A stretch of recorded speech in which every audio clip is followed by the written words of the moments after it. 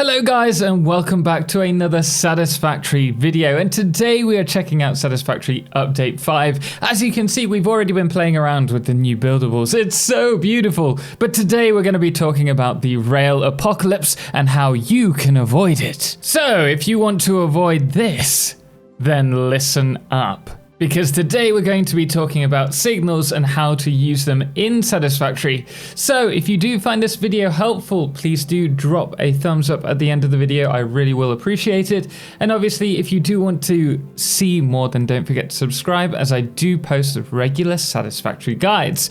But with that in mind, let's get into it. As you can see, we have prepared a few examples here. We've got a nice railway network with lots of different things that we're going to be talking about. We've got the roundabout, we've got T-junctions, we've got cross sections, we've got parallel tracks, we've got single tracks. All of that is going to be covered in this video. We'll also be talking about some of the bugs that are currently happening and how you can avoid them as well. But in order to understand all of this, we need to understand signaling basics. So what is a train signal and what does it do? Well, put simply, a train signal is a visual display or traffic light which dictates whether a train has permission to enter the next section of track or not, which it can, providing there is no train in the next section. To create the segments, we have the block signals, and to control the pathing and flow of the traffic, we also have the pathing signals, or chain signals as they're also known. But why use signals, I hear you say? Well, the answer is that. Yes, if you do not have signals on a track, providing you have more than one train and it's in a circuit, eventually the chances are it is going to collide. And though this is a small collision, it does have devastating consequences for your logistic lines. You actually need to go over to them just so that you can re-rail them. And nicely, I should mention, there is a little indicator on the compass to let you know when one has been derailed. As you can see over here, this little red indicator. And then you also need to turn them back on. So to stop this, we have signals. And as you can see demonstrated here, we have 4 trains on the line, and it's separated by, I believe, 5 signals, which stop the trains from colliding with each other. In fact, they end up queuing along the blocks until a space is free. One thing I should mention before we get started here is that trains will only listen to signals that are placed to the right of it as it passes. So as you can see here, the one on the right is red, and until it goes green, the train will stay where it is. Another thing that's really important to bear in mind is because they read the signal that is placed to the right, you can see here that it will control the direction of travel. So if we place it here, a train is only going to go from the bottom of the track up to the top, and it won't allow trains to come down through to the bottom. However, if we add another one on the other side, you can see that we now have a two-way line. This is really important if you're using a single track railway system. And before we talk about the types of signals and how to use them, the other thing that I want to talk about are known bugs at the moment in Update 5 Experimental. So first off, there will be times when your trains travel on a two-way circuit, both in different directions, without crossing, where they will crash. The only way you can change this is by removing the trains, removing the track, and then replacing the track slightly further away. There is also another bug in regards to liquids on trains being transported and you requiring more locomotives to go up steeper gradients. This is something that is going to be fixed. I've heard there's a lot of patches gone on about that, and hopefully they will be able to fix that pretty soon. There is also another bug that sometimes when you re-rail a train, that it starts off really slow and struggles to continue on. For that, you are going to have to remove the train and replace it. Those are the only real bugs that I know in regards to trains. There is one in regards to signaling, which is if two train lines are placed parallel. We'll use this as a reference. You can see that these two tracks are quite close to one another. They are not actually crossing, but this block seems to think that they're involved with one another. So for that, you will either have to remove this, or you will actually have to replace the blocks accordingly further along. So just be aware, that's not necessarily block placement that's the problem, but just that your rails are too close. As you can see, if we remove this now, this should be fine, as you can see.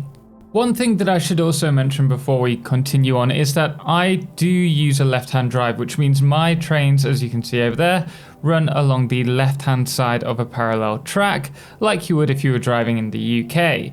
This does have its problems though. So looking from this side, you can actually see that the signals do unfortunately clip together when they're placed close, like this one here. This isn't a problem for the trains most of the time, except when there's that bug with them being too close. But it does make it difficult to see, and it does look a little untidy. That being said, if you want, you can place these slightly further apart. The other option, of course, we can run them slightly staggered. Also, before we jump into it, I will mention pathing can be quite finicky. I will talk how to use all these junctions shortly, and the golden rules when it comes to placing those pathing signals, so you don't have this problem here. So first of all, let's talk about these block signals. So here we have a circuit, and what block signals do, it allows us to break this circuit into several segments. Now this is fine if you just have one train, you can just have a circuit without any blocks. However, if we now add a block signal down here, you'll notice this train cannot move anymore. That is because we have one train in one block. If we add a second block, you'll see that this train can now run. However, if we add another train in this block, you'll note that this train will not be able to pass into this section. We can actually further segment this by adding more blocks. Now, there isn't actually a limit to how many blocks you can have. It's just done based on the length of your track and obviously the amount of trains that can be handled on the track. So here I believe we have 7 segments, so the maximum amount of trains that we can run on this track, should we wish to, would be 6. We're always going to need one segment free so that a train can enter that and the rest can move on throughout the circuit. When it comes to segments, one thing to bear in mind is the more segments you have, the more your trains are going to stop and start. So you do need to balance the size of your segments. And when it comes to creating these blocks or segments in a circuit, you want to think about how big your train is going to be. Ideally, you do not want a train to be larger than a given block. The reason for that will be demonstrated here. If we add say 2 more carriages, you'll notice that not only is this block now taken up, but this one as well. And that is particularly dangerous if you are running junctions. You do not want the end of one of your trains to be backing into that junction and stopping other trains from entering it. So when you think about building a train track, always think about what size or max size train you want to use on your track prior to placing down these blocks. Now, this block system works great for simple circuits, but as soon as you start adding junctions, everything gets a little bit more complicated, and this is ideally where you're going to start using pathing nodes, though it isn't necessarily necessary or needed. So what do pathing signals do? Well, they dictate whether a given path through a block is free so that a train can take that path even if another train is using another path within that block. This signal can also be used to only allow trains to pass through a given line, such as this roundabout, if the block in front of it that it's going through or about to go through is free. This allows us to effectively chain our signals together. This is actually great at saving large trains from getting stuck at junctions or causing further deadlocks ahead facing other trains if 2 lines were to merge into a single line at some point. So here's the fun part. We're going to be talking about real applications. So here we have added a passing line going past one of the stations, and as you can see, we have got 2 pathing signals in both of the branches leading into block signals into the station and also back onto the main line. This allows trains to take the best path for them. So these trains are all going to the next station, and then hopefully in a moment you'll see one going to there you go, into this train station, because that's what it needed.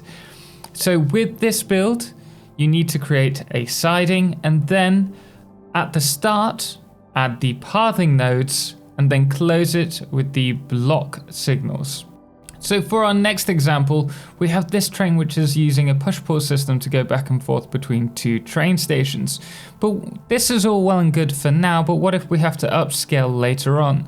Well, what we're going to have to do is add another line, and then we'll be doing some signaling. So at this point, we have added the next line, the passing line. We're now going to add a block signal. We're going to do this as a right-hand drive this time, and we're going to have, actually we can do it here. We're going to signal the direction of travel. So the line's going to go down this way and then back along this way.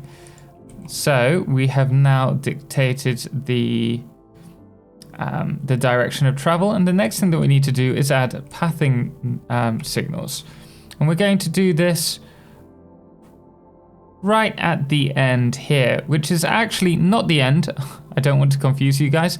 This is actually the entrance to this segment, which then returns onto this one. So we're going to want to do the same here. And hopefully...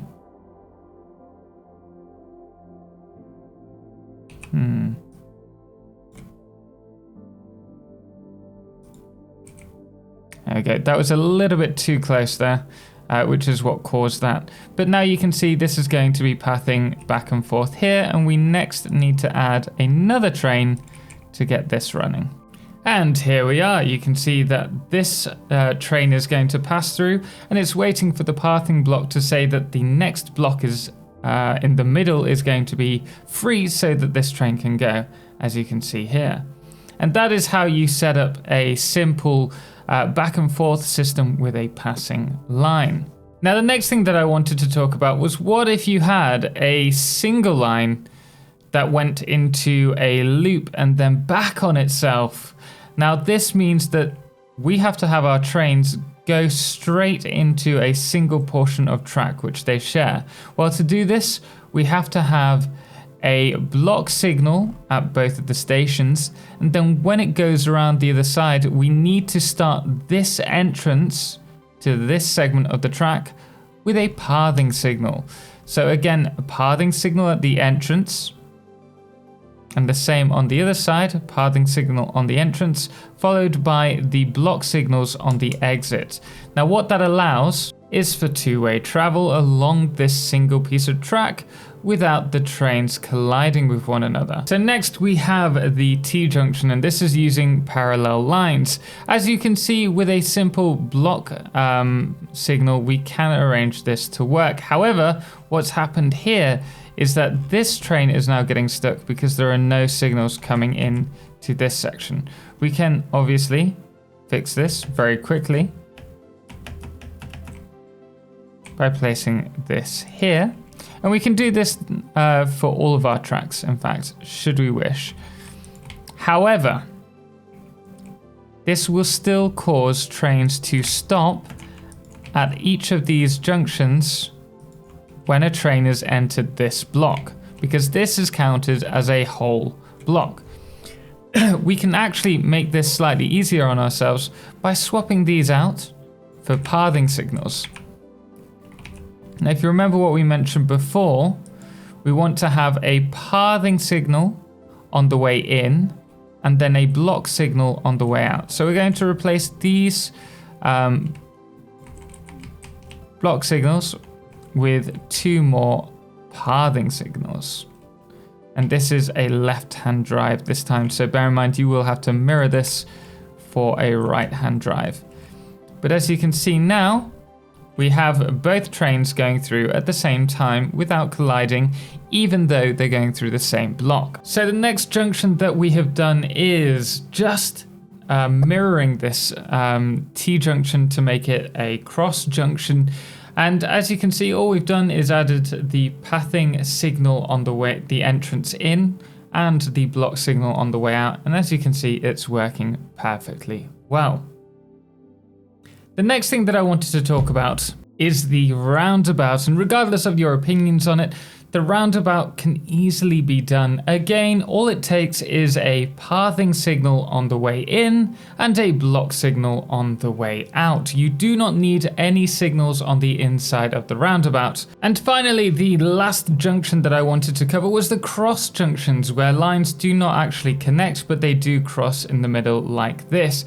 This again is very simple. If you've already guessed it, you use pathing signals on the way into the junction and then blocking signals on the way out. There is, however, a slight tip that you can do to make it run smoother. So what we're going to do here is place a pathing signal on the way in and a pathing signal on the way in on this side, a pathing signal on the way in this side, and finally a pathing signal on the way in on this side.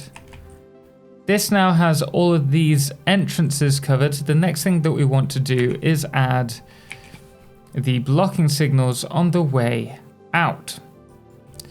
So we're going to do that here, here, here, and here. So here we have the finished junction. I've also added a few block signals on the outside, but everything is now running relatively smoothly. You can see them coming in and reserving the block and going ahead. Unfortunately, they are slowing down and almost stopping on the way in, even though they would have been fine passing through. So the next thing that we can do to make this a little bit more efficient or flow faster is to add more chain signals in the middle. And the reason that we're doing that is because it will create smaller sections of track for the trains to create paths for. Okay, so we have now split this track up, and what we're going to do is take the path signals and place them just in the center. Everything's going to go a little haywire just for this moment until this is done.